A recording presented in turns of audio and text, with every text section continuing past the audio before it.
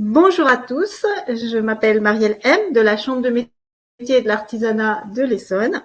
Je vous souhaite la bienvenue et vous remercie de participer à la 4e édition de la journée découverte des métiers de l'artisanat organisée par la Chambre de métiers et ses partenaires, la Faculté des métiers de l'Essonne, le CFA du bâtiment de Brétigny-sur-Orge et les apprentis d'Auteuil du lycée horticole paysager de Saint-Antoine de Marcoussis.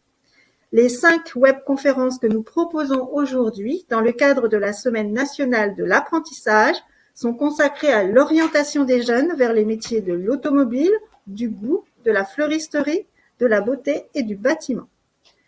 Avant de commencer, je voudrais simplement vous livrer quelques informations importantes sur le secteur de l'artisanat et sur l'apprentissage, qui attire de plus en plus de jeunes, ainsi que des personnes en reconversion, cherchant à exercer un métier concret et créatif.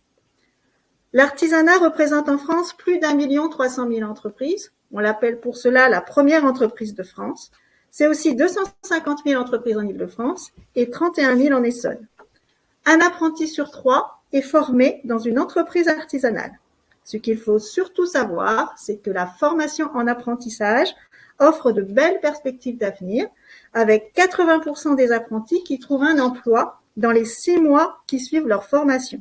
C'est aussi l'opportunité pour chacun d'envisager de créer une entreprise.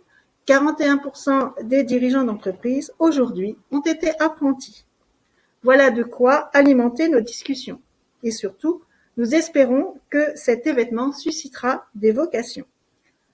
Place maintenant à la présentation du métier de fleuriste. Autour de la table, nous accueillons, je vous laisse vous présenter. Keïna, excusez-moi, Keïna, apprentie fleuriste en 2e année. Alexis, apprenti fleuriste en 2e année.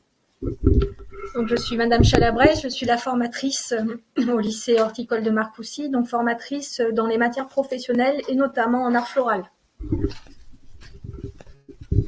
Bonjour, je suis Monsieur Adlani, donc moi je suis responsable ingénierie pédagogique et développement des formations au lycée Campus Saint-Antoine.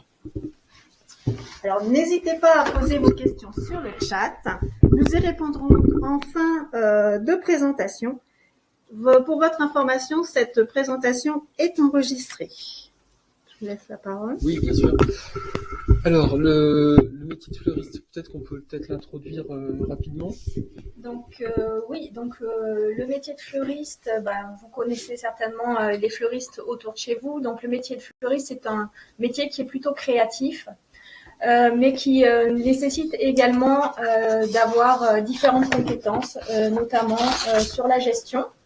Donc, c'est un métier que l'on apprend pour la majorité du temps en apprentissage. Donc, l'apprentissage, il peut se faire directement après la 3e, donc quand on a à peu près 15 ans. Et dans ces cas-là, il s'effectue sur 2 ans au CFA.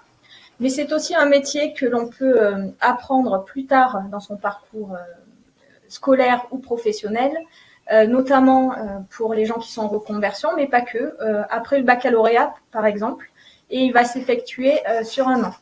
Donc nous, au lycée horticole, nous prenons des apprentis et ils doivent donc trouver un maître d'apprentissage avant d'intégrer le cursus. Voilà, alors ce qu'il faut savoir, c'est qu'en effet, il faut avoir minimum 15 ans pour aller en apprentissage. Ça, c'est le premier point important. Sur le rythme, en effet, en entreprise, donc vous avez 35 heures maximum par semaine. Vous bénéficiez en effet comme un salarié, en fin de compte, de la sécurité sociale et de la législation, et vous avez le droit à 5 semaines de congés payés, comme tous les salariés en entreprise à la fin de votre contrat. Vous avez aussi donc un diplôme qui est reconnu. Est-ce que quelqu'un voulait rajouter quelque chose? J'ai tout dit. Ah mince. Okay. Alors, vous avez vu un premier quiz qui s'affiche. Donc, en signant un contrat d'apprentissage, est-ce que je deviens salarié de l'entreprise? Donc, est-ce que c'est vrai ou est-ce que c'est faux? Pour l'instant, on a moitié de réponses vraies et moitié de réponses faux. Personne ne s'engage. Alors, la vraie réponse, c'est que c'est vrai, en fait. Un contrat d'apprentissage est un contrat de travail. Et donc, effectivement, en étant apprenti, eh bien, on est salarié de l'entreprise. On va maintenant vous passer une vidéo pour que vous preniez connaissance du métier de fleuriste en vidéo. Bonjour, je suis Virginie Chalabresse et je suis formatrice et professeure principale du CAP fleuriste au lycée Saint-Antoine de Marcoussis.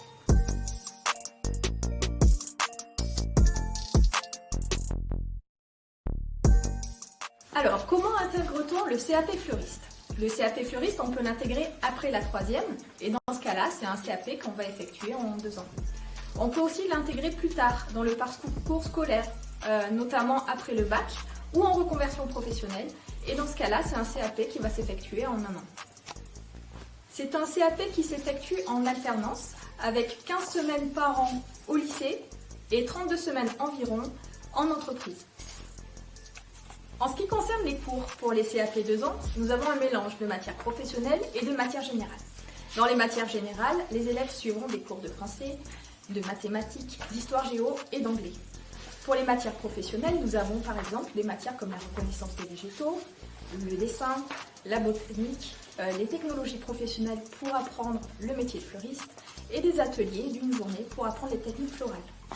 Les élèves qui font le CAP en 1 an ne suivront que les matières professionnelles. Quelles qualités faut-il pour devenir fleuriste? Le métier de fleuriste est très exigeant. Il faut donc être organisé. Il faut aussi avoir la fibre artistique et être manuel de ses mains. C'est un métier où il va falloir être dynamique, polyvalent et aussi avoir un certain sens du commerce. Donc après le CAP fleuriste, les élèves peuvent décider de poursuivre leurs études en fleuristerie et faire un BP, donc un brevet professionnel en fleuristerie, qui est l'équivalent du baccalauréat. Il y a aussi par la suite un brevet de maîtrise. Certains préfèrent, eux, directement rentrer dans la vie professionnelle en devenant fleuriste. On peut être fleuriste dans différents lieux, par exemple en boutique traditionnelle, mais aussi dans des chaînes, en libre-service, dans les jardineries. Certains fleuristes, eux, préféreront peut-être ouvrir leur micro-entreprise et travailler dans l'événementiel.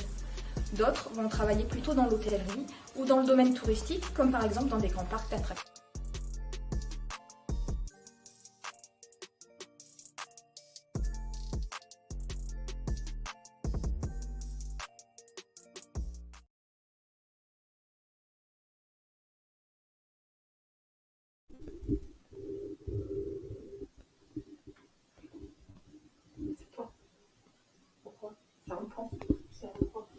Alors, donc on va maintenant vous présenter le métier de fleuriste à nouveau. Et l'UFA du campus Saint-Antoine. Oui. Bien alors, le campus Saint-Antoine, qui est un établissement de la Fondation Apprentis d'Auteuil. Alors je vous rappelle, Apprentis d'Auteuil, c'est 240 établissements en France. Nous sommes implantés en effet, alors la fondation a 155 ans, le campus lycée horticole a 80 ans. Il se situe donc dans un domaine de 14 hectares à Marcoussis, qui est proche de Paris. Et on propose en effet à des jeunes de tout horizon de construire donc leur avenir en se formant un métier en lien avec le paysage, la nature, l'horticulture, la fleuristerie et les services aux personnes par la voie scolaire ou la voie de l'apprentissage. Donc sur la partie centre de formation, on a 2 métiers, le métier de fleuriste en CAP et du paysage avec des CAP et des BP, et on reçoit donc une 60aine d'apprentis. On a également donc un dispositif de pré-apprentissage qui s'appelle Propulse, qui permet en effet d'accueillir des jeunes en quête de nouvelles scolarités ou en recherche d'apprentissage. Alors justement, tous les deux, vous êtes apprentis aujourd'hui. Qu'est-ce qui vous a mené vers le métier de fleuriste? Quel est votre parcours en fait? Vas-y Kaina. Oui, ton parcours. J'ai fait une scolarité en 3e générale et j'ai découvert le métier de fleuriste à mon stage de 3e. Ça m'a beaucoup plu, du coup je me suis dit je veux pas faire un parcours autre et je me suis lancée dans le CAP fleuriste. Et ça fait maintenant 2 ans, du coup, que je suis apprentie en CAP fleuriste. Et je compte par la suite faire le BP fleuriste. Donc, pour ma part, pareil, une scolarité jusqu'en troisième, où j'accrochais pas du tout l'école et j'ai découvert en faisant des mini-stages le métier de fleuriste, que j'ai apprécié, du coup, je suis parti en floristerie. Voilà. Très bien. Un petit quiz peut-être?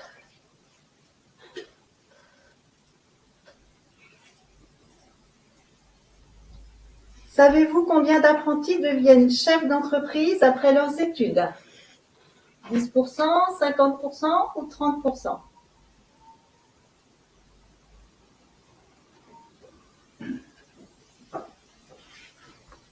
Bravo, 50%, c'est exactement la bonne réponse. Effectivement, la moitié des apprentis ouvrent une entreprise, ouvrent une boutique de fleurs, se mettent à leur compte après leur apprentissage.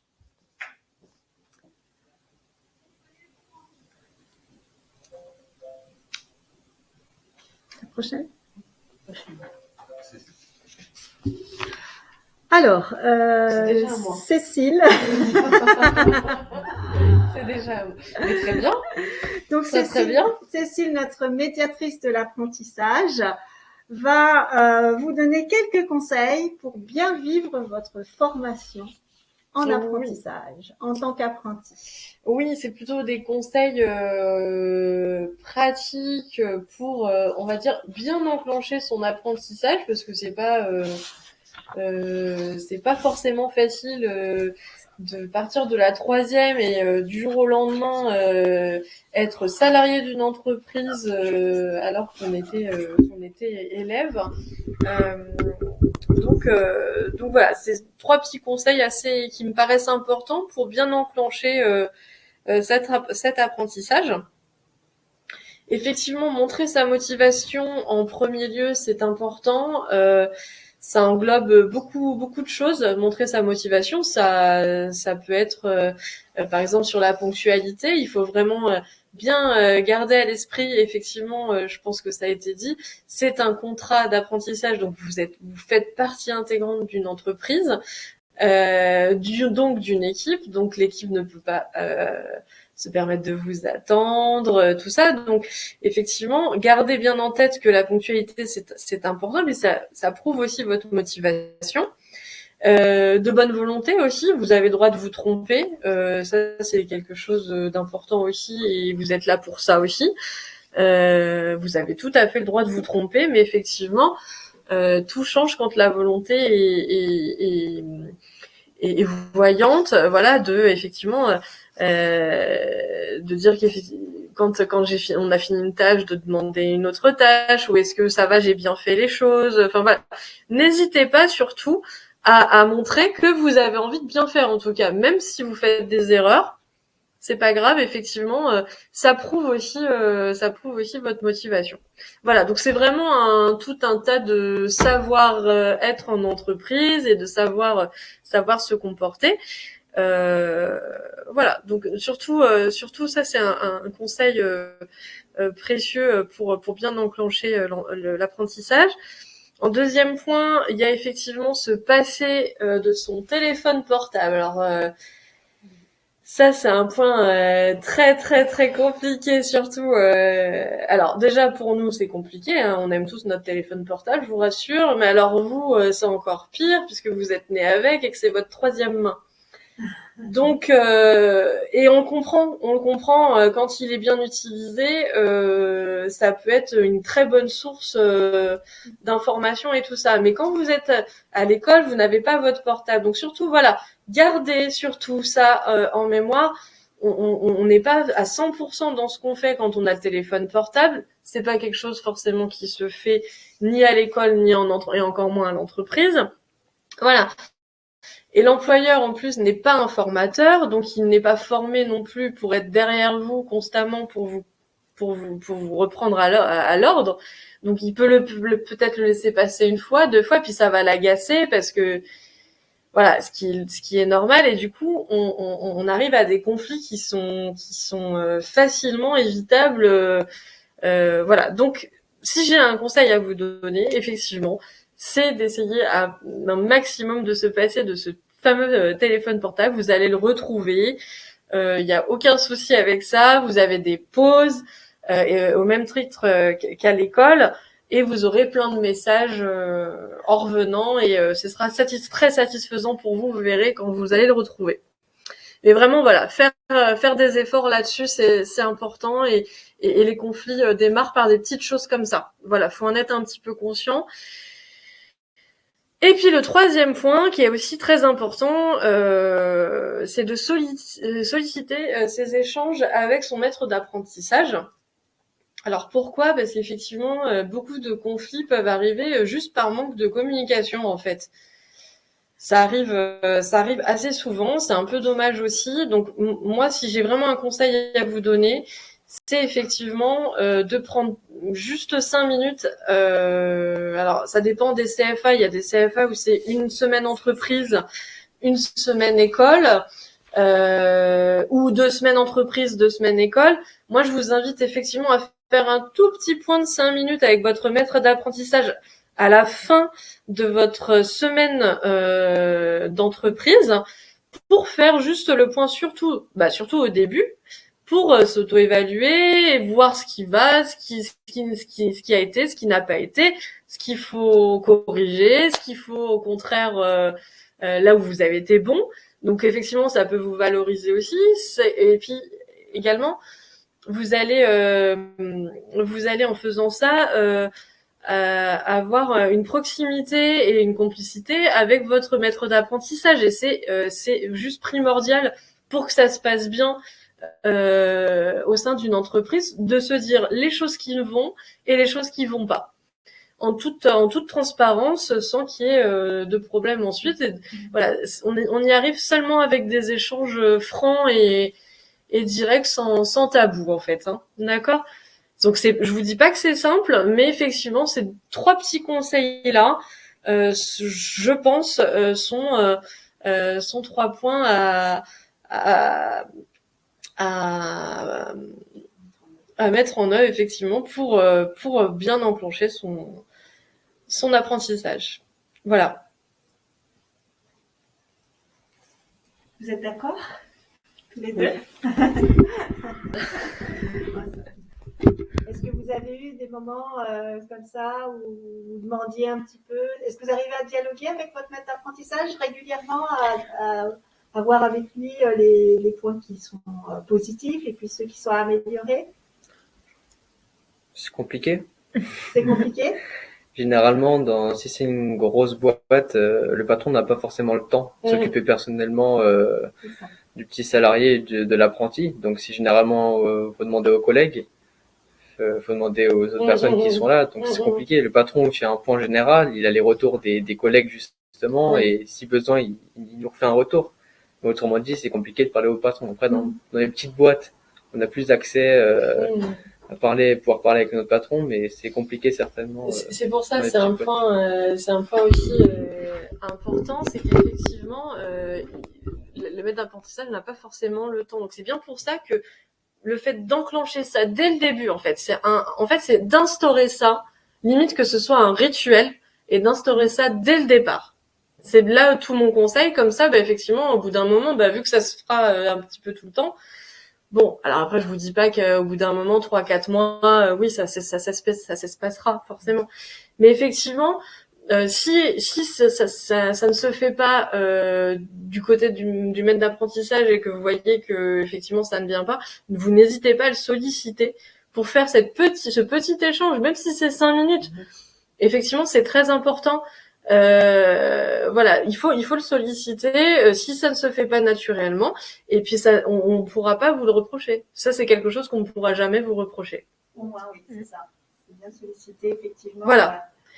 C'est pour ça que voilà, dès le début, parce que je sais qu'après, une fois qu'on est dans la routine effectivement de l'apprentissage, parce évidemment qu'ils ont autre chose à faire et que c'est très très prenant, si c'est mis en place dès le départ, ce sera beaucoup plus compliqué de se perdre en fait là-dessus. Voilà. Merci beaucoup en tout cas. On va poursuivre effectivement le parcours de formation pour obtenir le diplôme de fleuriste. Donc le parcours de formation, donc comme on l'a évoqué, beaucoup de jeunes viennent s'inscrire en CAP après la classe de troisième, avec ou sans obtention du brevet des collèges. On a aussi des jeunes qui, par exemple, après un CAP horticole, décident de faire un CAP complémentaire en fleuristerie. Du coup, c'est un CAP qui s'effectue en alternance. Donc les jeunes, avant de rentrer en formation, recherchent un maître d'apprentissage. Et en termes de rythme scolaire, ils vont être à peu près 15 semaines par an au centre de formation et 32 semaines par an en entreprise. Donc, en gros, 2 semaines en entreprise, 1 semaine à l'école, parfois un peu plus espacé quand on a des fêtes. En ces moments-là, les jeunes restent en entreprise pour gagner en expérience. En termes de cours, on a 2 types de cours. On a les cours qui sont de l'enseignement général, avec des matières qu'ils vont retrouver du collège, comme le français, les maths, les sciences, mais aussi donc de l'économie, de l'histoire-géographie et du sport. Il y a également de l'anglais qui est devenu obligatoire. Et puis on a des matières professionnelles, notamment donc du coup une journée par semaine de travaux pratiques, d'ateliers, mais aussi tout ce qui est apprentissage de reconnaissance des végétaux, de la biologie, du dessin et des cours de vente. Voilà, donc au lycée, nous c'est vrai qu'on les pousse un petit peu à se dépasser et notamment à travers des concours auxquels ils peuvent s'inscrire. Et j'ai en tête notamment le concours de meilleur apprenti de France qu'on essaye de développer pour que les jeunes vraiment y s'inscrivent chaque année. C'est une expérience qui est assez riche et qui est assez forte, donc on les pousse en ce sens. Et du coup, l'examen, c'est un examen final qui est délivré par le ministère de l'Éducation nationale et qui se déroule entre le mois d'avril et le mois de juin. Alors, de votre côté, les jeunes, en fait, qu'est-ce qui vous a plu dans une formation en apprentissage? Qu'est-ce qui vous a attiré plutôt vers l'apprentissage que vers une formation qui serait plus traditionnelle, on va dire, sans cette partie en entreprise? Rester concentré sur les cours, c'est un peu compliqué. Donc forcément, alterner les semaines de cours et d'entreprise, c'est moins lassant que d'être tout le temps dans un CFA où on n'a que des cours et de la pratique, contrairement à l'entreprise.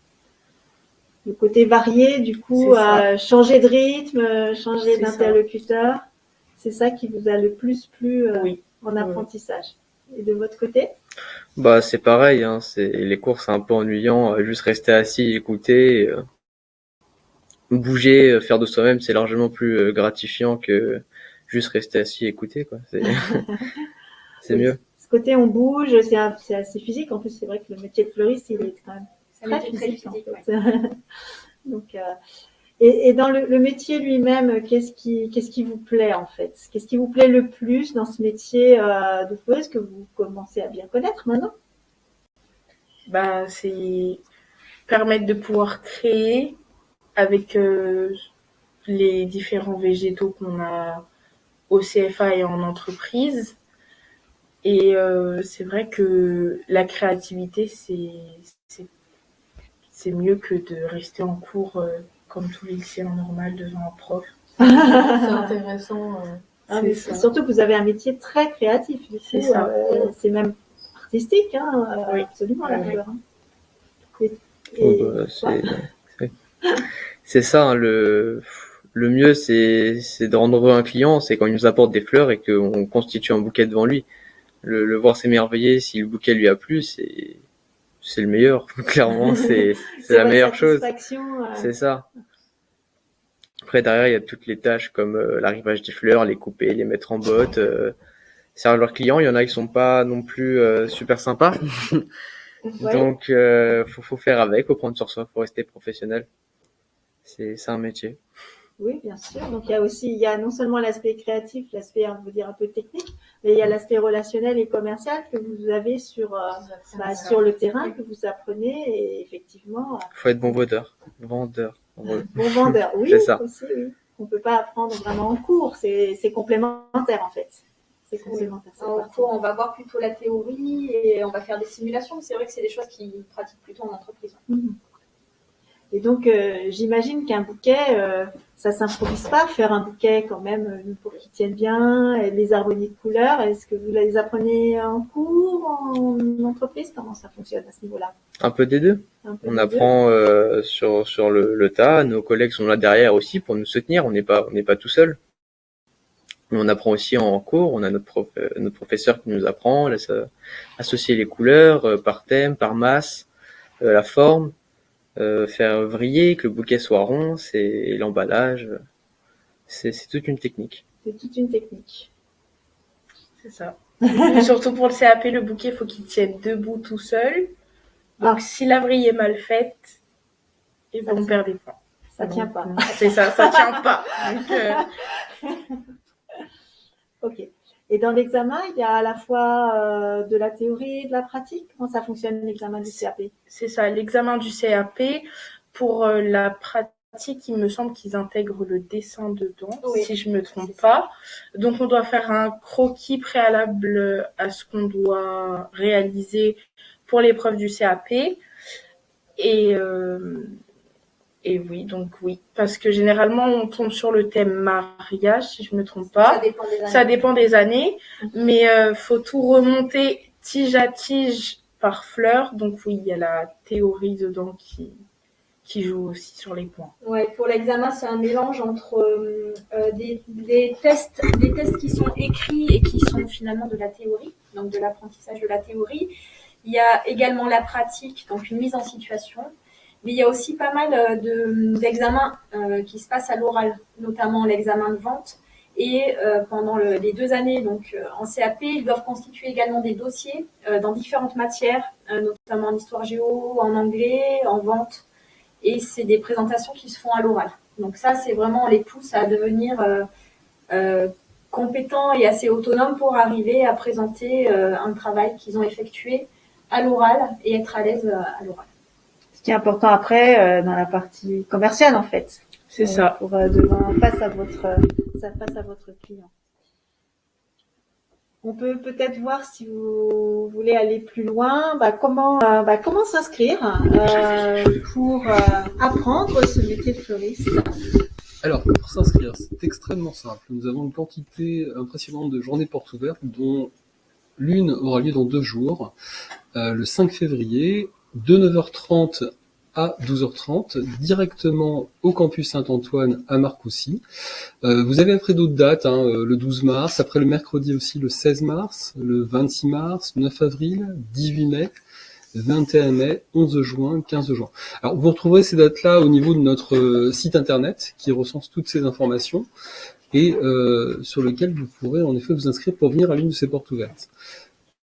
La deuxième possibilité, et qui est très importante et qui peut être suite à une porte ouverte, c'est donc de faire un mini-stage sur nos plateaux techniques et puis aussi de faire des tests pour en effet voir en effet si le métier est adapté. Alors effectivement, se rendre à une journée porte ouverte, je pense que c'est quelque chose d'important. Ça permet de dialoguer sur site, de voir ce qu'on appelle les plateaux techniques, effectivement, le lieu d'accueil, le matériel à votre disposition, de voir d'autres apprentis. Vous avez déjà 2 apprentis qui sont venus vous voir, mais bien sûr d'autres pourront vous recevoir sur site avec leurs professeurs et les responsables. Alors, on vous donne aussi le nom des personnes à contacter, les informations. Je vous laisse. Oui, tout à fait. Alors en fait, donc, pour nous contacter, le plus simple, évidemment, sur Internet. Donc, sur Google, vous tapez Campus Saint-Antoine Marcoussis. Là, vous nous trouverez directement. Ou sinon, vous avez donc l'adresse du site Internet qui s'affiche, donc saint-antoine.apprenti au pluriel -auteuil.org. Vous avez aussi la possibilité de vous appeler directement et d'appeler donc Mme Réverdi, qui est la personne qui prend en charge les inscriptions pour les journées portes ouvertes et pour tout autre renseignement. Ou sinon, on lui envoie un mail avec le mail qui s'affiche, sylvie.reverdi@apprenti-auteuil.org. Enfin, dernier lieu, nous sommes situés donc à 15 minutes en bus de la gare RERB, donc Orsay ou Massy, ou le RERC, donc à Saint-Michel-sur-Orge. Sachez que devant notre site de Marcoussis, on a un arrêt de bus, en effet, qui permet de relier l'ensemble de ces gares directement. Alors, on disait tout à l'heure effectivement qu'un apprentissage c'était une école et une entreprise. Ça implique effectivement de rechercher une entreprise. Donc, rechercher une entreprise, souvent c'est un point qui est un petit peu inquiétant pour les jeunes qui souhaitent se lancer. Donc déjà, est-ce que l'école aide à trouver une entreprise? Et puis vous les jeunes, comment vous avez trouvé cette entreprise dans laquelle vous vous formez? Donc, nous, du côté de l'école, on a effectivement créé une base de données d'entreprises, surtout sur la région de l'Essonne, proche de Marcoussis, où nous mettons à jour au fur et à mesure le nombre d'apprentis qu'ils ont pu recevoir et comment ça s'est passé.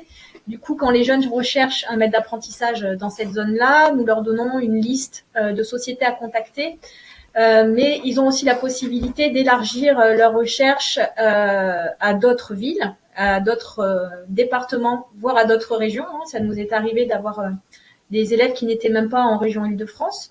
Donc ça, c'est pas un souci. Et bien sûr, quoi qu'il en soit, les professeurs, formateurs ou les éducateurs du lycée sont là aussi pour accompagner les jeunes dans leur recherche de maîtres d'apprentissage. Avoir un maître d'apprentissage pour commencer la formation n'est pas obligatoire, mais par contre, ils ont un délai, je crois, de 2 mois maintenant, Dominique, pour rechercher le maître d'apprentissage. Et durant ces 2 mois, quand ils n'ont pas de maître d'apprentissage, nous sommes là pour les accompagner. Donc, on peut à la fois appeler les sociétés, les aider à faire leur CV, leur lettre de motivation, les coacher pour être prêts pour rencontrer un maître d'apprentissage. Oui, il faut bien se dire que si vous n'avez pas encore trouvé l'entreprise au moment où vous entrez en apprentissage au CFA, vous aurez un accompagnement pour vous aider justement à trouver l'entreprise, savoir comment présenter votre CV, une lettre de motivation, comment vous présenter vous aussi directement quand vous allez rencontrer un employeur potentiel. Ça fait partie de l'accompagnement que vous trouverez en CFA. Alors, on va justement voir, vous, comment vous avez fait au départ, comment ça s'est passé pour trouver votre employeur en tant que jeune apprenti.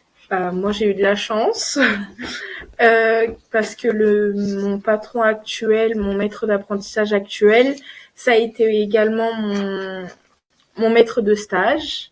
Mon stage de 3e, c'est ça, qui m'a par la suite pris en maître d'apprentissage. Voilà. Pour moi, je suis allé voir certaines boutiques. Je suis allé faire toutes les boutiques autour de chez moi. Je suis parti demander directement en face s'ils prenaient des apprentis, si c'était possible. J'ai eu quelques réponses. J'ai eu des rendez-vous, il y en a qui étaient pas d'accord, il y en a qui étaient ok, donc je suis tombé sur une bonne entreprise et voilà, j'y suis allé directement pour me présenter. Ça veut dire que du coup, tu avais même plusieurs opportunités et tu as choisi l'une d'elles. Tu avais le choix. Je suis tombé premièrement sur une boutique qui était pas top, donc suite à ça, j'ai changé. J'ai eu 2 propositions, j'en ai choisi une et là, ça se passe bien. Bon, c'est encourageant. Ouais. C'est encourageant. Alors, je rebondis sur le stage de 3e. Bien évidemment, le stage de 3e n'est pas un départ de vie professionnelle forcément. On le sait bien. C'est un stage qui permet d'observer. Ça s'appelle comme ça d'ailleurs, stage d'observation, ce qui peut se passer dans une entreprise. Et on sait bien que très très souvent, on va dans l'entreprise d'un parent ou d'un ami connu. Mais c'est vrai que si vous avez déjà une petite idée du métier que vous auriez voulu faire ou au moins connaître un peu mieux, c'est une bonne manière d'appréhender en fait, de voir ce qui se passe et pourquoi pas, effectivement ça s'est passé dans votre cas, poursuivre en apprentissage si ça se passe bien. Dans tous les cas, un employeur préférera choisir s'il a plusieurs demandes un jeune qu'il connaît déjà et qu'il a apprécié, hein, même si c'est une période courte, comme une simple semaine. Alors, sachez aussi qu'il est toujours possible de faire des stages en dehors de ce stage obligatoire de troisième. Vous avez la possibilité de faire des stages pendant les vacances scolaires. Il suffit de vous adresser à la chambre de métier ou à la chambre de commerce. Et nous avons des conventions qui permettent d'entre 1 et 5 jours par vacances d'essayer comme ça ou d'entrer en observation dans une entreprise pour découvrir le métier. Donc c'est un complément avec effectivement le stage qu'on peut faire sur site au centre de formation campus de Saint-Antoine à Marcoussis justement. Alors, est-ce que vous auriez des questions auxquelles vous souhaiteriez que nous répondions? Un établissement, mais en troisième. Est-ce Par contre, mon nom, c'est pas Cécile Joubert. Alors, suite à une réunion avec le professeur principal de mon fils, il m'a parlé d'intégrer votre établissement, mais en troisième. Est-ce possible? C'est possible d'intégrer le lycée effectivement sur la classe de troisième, mais ça ne sera pas dans une troisième fleuristerie, parce que la fleuristerie, c'est après la troisième, c'est un CAP. Donc là, ça sera une classe de troisième, peut-être horticole, non? C'est ça, non? Ouais. Donc une troisième horticole. Donc ça, c'est possible effectivement. Je crois que même dès la quatrième, c'est possible dans notre établissement. D'accord. Dès la quatrième. Dès la quatrième. Alors, il faut savoir. Non, c'est pas pour faire un stage, c'est vraiment en fait au lycée donc de Marcoussis, on a au niveau du collège les classes de 4e, 3e horticole qui sont existantes. Et du coup, il y a des jeunes qui viennent pour passer la 4e, la 3e avec une spécialisation dans l'horticulture. Et après ça, ils peuvent intégrer le CAP horticole, le CAP fleuriste, un CAP paysage sans souci. C'est une classe de 4e comme on peut avoir dans un collège général, mais avec une spécialisation autour de la nature. Exactement, parce que ces 4e et 3e sont de l'enseignement agricole. Voilà. D'accord, donc ça veut dire effectivement un jeune de 5e qui peut s'orienter très tôt vers les métiers de l'horticulture peut directement intégrer. Et pour intégrer, il y a une démarche spécifique à faire à partir de... Je pense que tous les jeunes qui ont envie de voir qu'est-ce que c'est qu'un lycée agricole peuvent venir au lycée au moment des portes ouvertes de la même manière que pour la fleuristerie. Poser des questions, venir peut-être également découvrir comment ça se passe au lycée, peut-être même avec des périodes de stage pour les 4e, 3e. Tout à fait. Et du coup, nous, ces élèves-là, qui sont déjà en 4e, 3e, s'ils ont envie de tester la fleuristerie, ils le font également. Moi, tous les ans, j'ai des petits 3e qui viennent tester. Exactement, c'est la meilleure solution, c'est ça, c'est la porte ouverte. Alors, encore une fois, la première dans 2 jours, la suivante en tout cas, ce qui permet en effet de venir voir le site, de pouvoir échanger avec des enseignants qui sont présents, de pouvoir dialoguer, et après en effet le stage qui est une deuxième option, et ça sera à partir du mois de mars. Moi, je conseille vivement d'ailleurs les jeunes qui viennent aux portes ouvertes de venir également tester les ateliers. Ils peuvent venir passer la journée à pratiquer les fleurs avec les élèves, et c'est vraiment là où quelque chose va se déclencher, je pense. Est-ce qu'ils vont aimer, est-ce qu'ils vont pas aimer, mais en tout cas, c'est là où ils vont faire leur choix. Ça veut dire que c'est un jour pris en semaine, là, du coup. Oui, donc nous, moi, je préfère accueillir les jeunes donc le mardi. C'est la journée où on a les travaux pratiques. Le lundi, on fait plutôt les matières théoriques. Donc, pour moi, il y a beaucoup moins d'intérêt de venir le lundi. Donc, ils peuvent venir le mardi toute la journée ou demi-journée.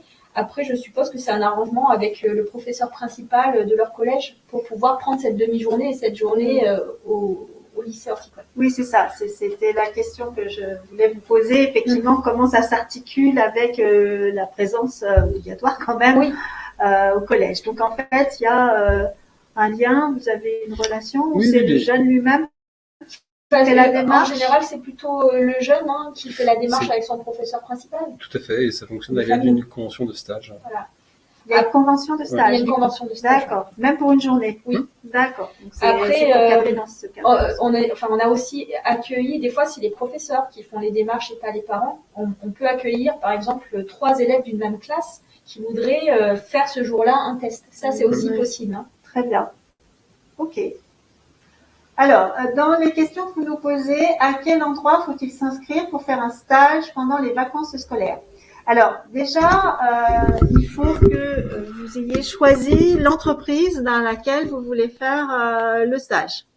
Ensuite, vous vous adressez à la Chambre de métier de l'artisanat de l'Essonne et on donnera en fait une convention, un modèle de convention, enfin une convention cadre à remplir, qui sera donc signée à la fois par le jeune apprenti, s'il est mineur, ses parents, en général il est mineur hein, dans ce cas-là, et l'entreprise bien sûr qui accueille et la chambre de métier. Donc nous avons également notre signature à poser donc sur ce stage. Et en fait c'est très peu, j'ai envie de vous dire c'est très simple. Hein, c'est vraiment voilà les éléments de base et il faut que chacun ait une assurance. Mais rassurez-vous, l'assurance scolaire que chacun en général souscrit en début d'année convient parfaitement pour le stage et les employeurs ont aussi leurs assurances. Donc il faut quand même malgré tout voilà pouvoir présenter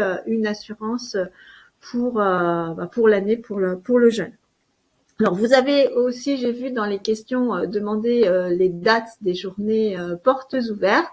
Donc on vous a dit qu'il y en avait une samedi déjà, hein, samedi prochain. Après il y en a d'autres. Est-ce qu'on peut peut-être les afficher voilà. Donc après vous en avez une le 17 mars, hein, j'ai vu. Le 12 mars, pardon, le 12 mars, le 16 mars. Il y en a plein. En fait. Sur le site. Hein. Sur le site web, vous avez toutes les dates qui sont mentionnées, les mises à jour.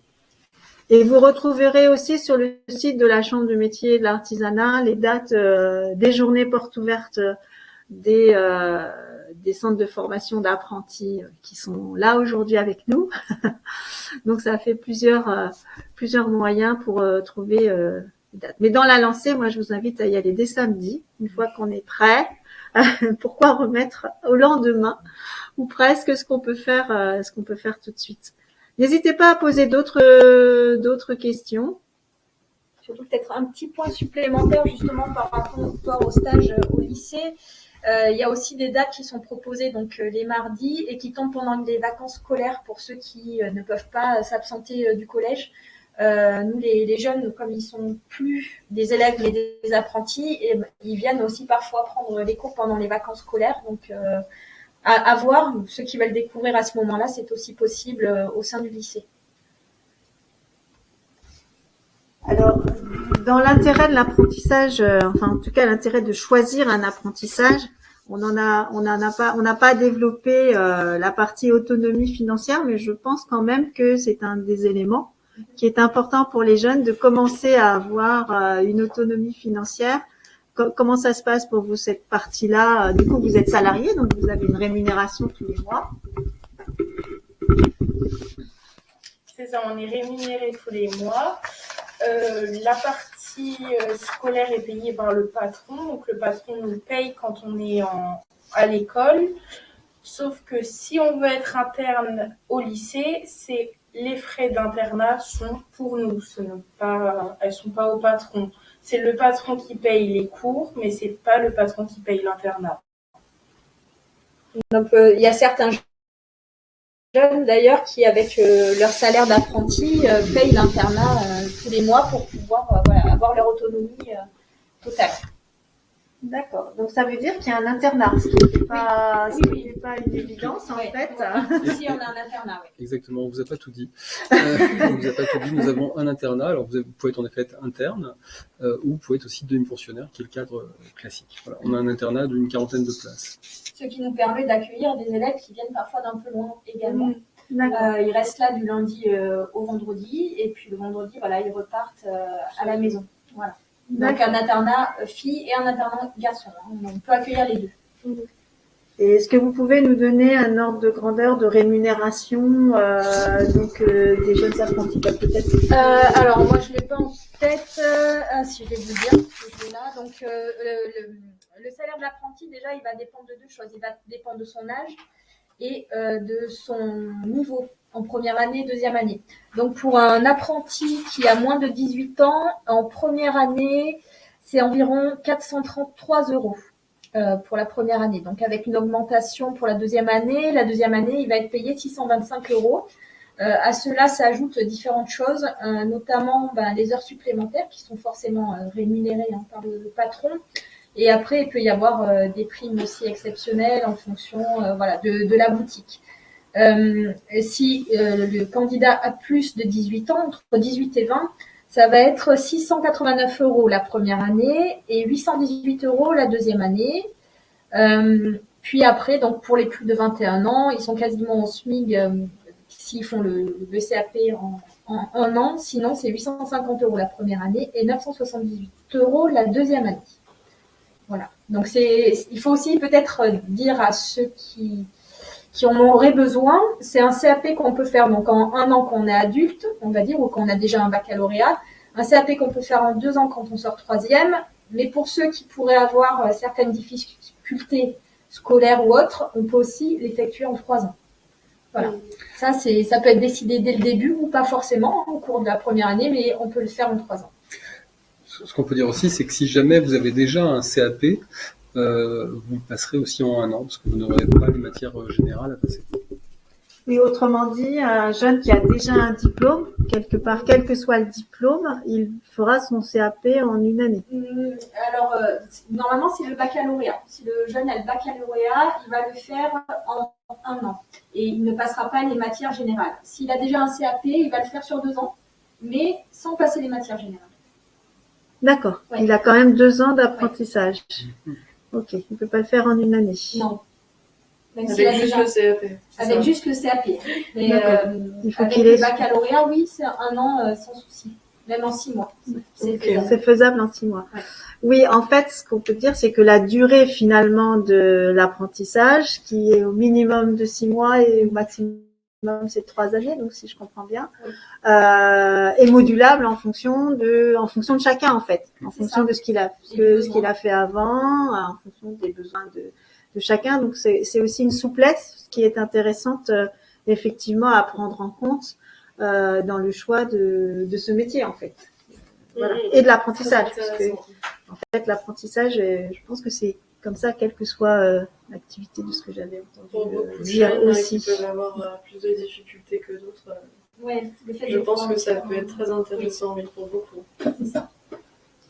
Et il y a une question aussi, vous voyez, les mineurs sont-ils rémunérés? Je pense qu'on a répondu donc à cette question parce que effectivement, les mineurs moins de 18 ans ont une rémunération prévue qui est plus faible que les majeurs. Donc, ça veut dire que quand on devient majeur, on augmente automatiquement sa rémunération. Exactement. D'un autre côté. Et quand on passe en deuxième année. Et quand on passe en deuxième Exactement. année. Donc, il y a à la fois l'âge et quelque part son expérience. C'est ça. Puisque en deuxième année, on a l'expérience de la première par définition. Et puis, ce qui peut rassurer les parents également, c'est qu'il y a une grille de salaire, donc légale, et le patron s'appuie sur cette grille de salaire. Oui, c'est très encadré, l'apprentissage à ce niveau-là. Il n'y a pas trop de surprises, en fait. Il n'y a pas de surprise, il y a un cadre légal et c'est appliqué par l'employeur.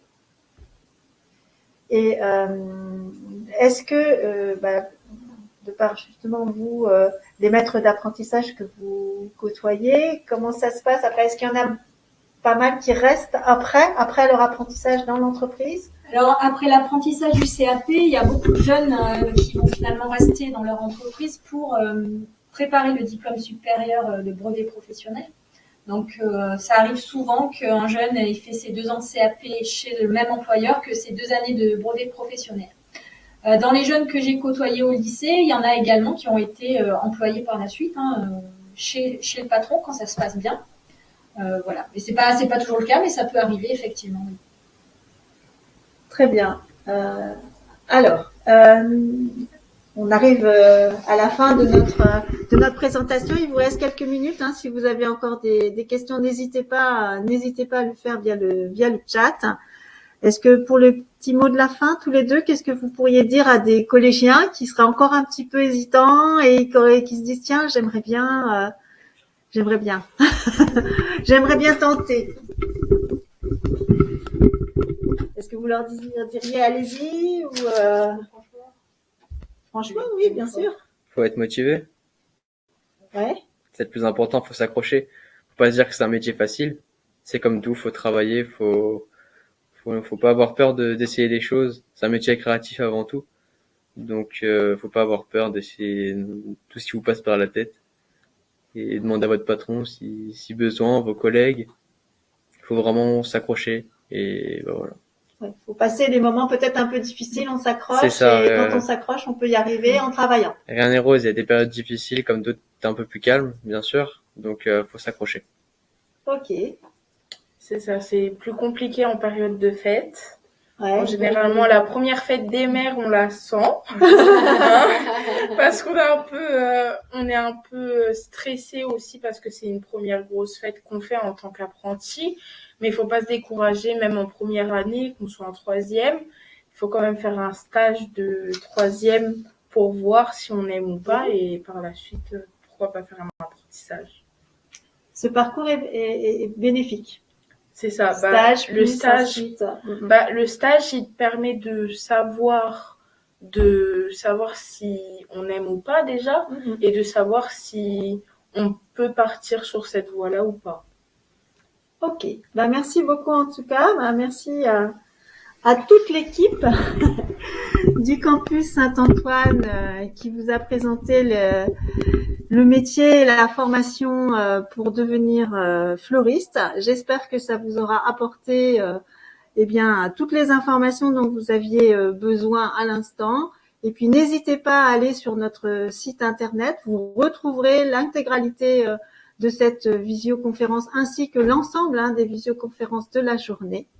Et vous avez tous les contacts, les dates des journées portes ouvertes que vous retrouverez sur les sites internet, le nôtre et bien sûr le site internet du lycée horticole du campus Saint-Antoine de Marcoussis. À très bientôt, j'espère. Au revoir.